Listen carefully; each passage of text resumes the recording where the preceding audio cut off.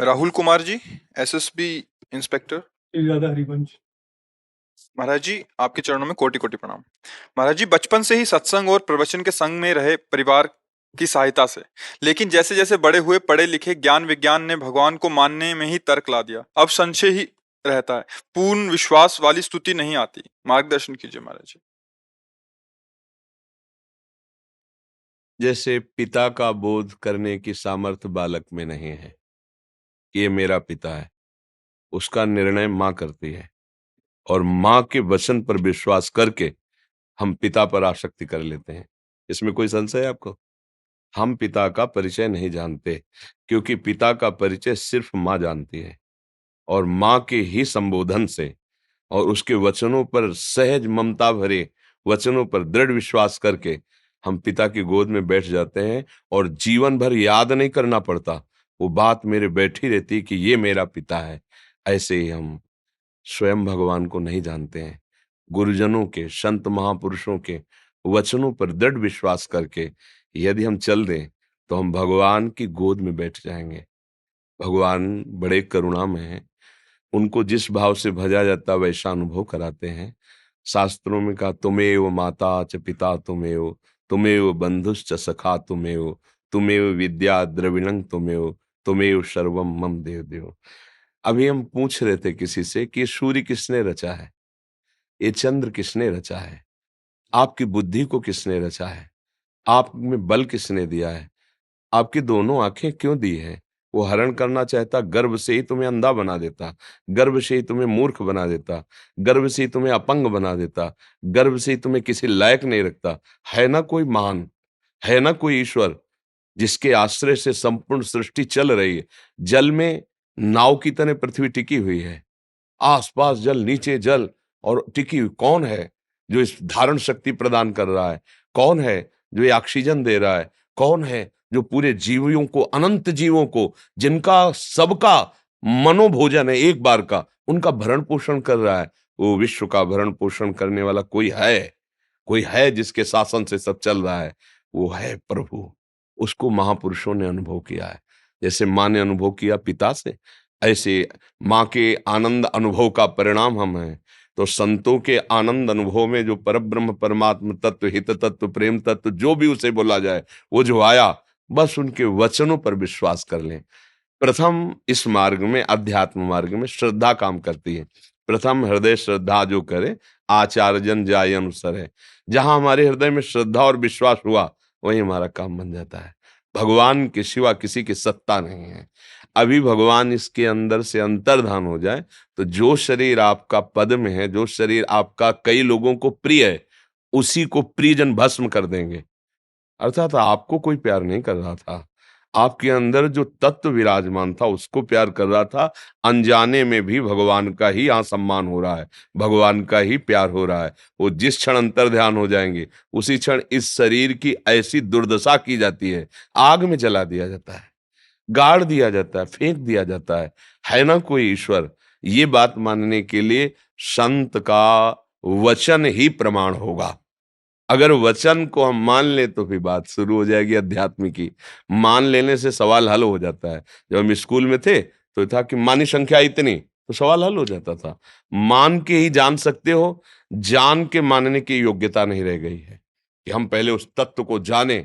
इसके लिए पहले मानना पड़ेगा, गुरु मानना पड़ेगा, उनके वचनों को मानना पड़ेगा, शास्त्रों की बात माननी पड़ेगी। श्रद्धावान लभते ज्ञानम तत्परा संयतेन्द्रिय ज्ञानम लब्ध्वा पराम शांति मचिरेणादि। पहले प्रबल श्रद्धा के द्वारा गुरुजनों की बात, शास्त्र की बात मानी, तब उसे ज्ञान हुआ कि मैं व्यर्थ में अपनी जीवनी शक्ति को भोगों में नष्ट कर रहा हूं।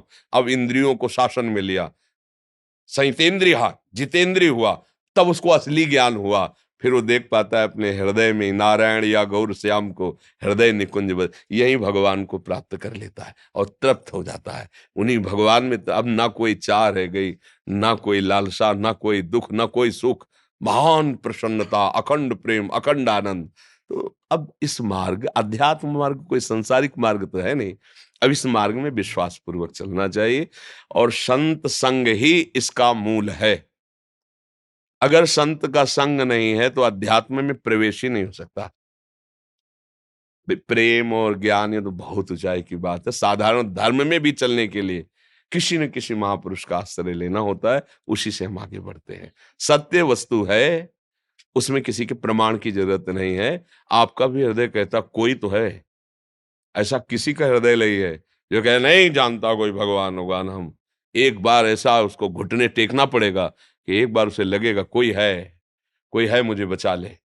सबको लगेगा इस जीवन में कि है वो, परम तत्व है वो, तो उसको अभी स्वीकार कर लो तो बचाने की बात ही नहीं आएगी। आप और वो साथी हो जाएंगे। छिन छिन बिहरत संग, छिन छिन निरखत प्रेम भरी। वो कहीं दूर नहीं है, इतने नजदीक है कि शरीर बहुत दूर है, वो हमारे बहुत नजदीक है। वहीं बैठा हो चुपचाप मौन शांत तुम्हें देख रहा है। जिस दिन तुम प्यार से उसे पुकारोगे वो सह नहीं पाएगा, तुम्हें गले लगा लेगा। बस वो प्यार की जरूरत है, और वो प्यार बाजार में मिलता नहीं।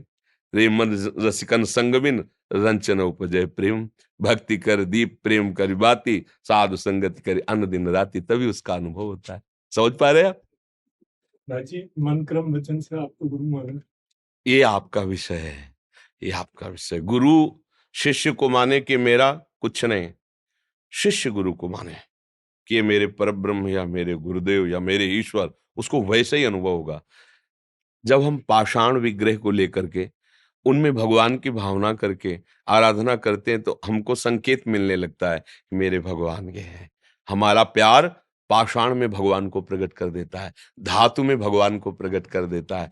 तो क्या चैतन्य घन शरीर में विराजमान जो आनंद स्वरूप परमात्मा है, विश्वात्मा है, प्रभु है, हित है, क्या हम उस पर भाव करेंगे तो नहीं अनुभव में आ जाएगा। पर वो आपका भाव होगा, हमारे मानने से नहीं, हमारे मानने से हमारा होगा, आपके मानने से आपका होगा।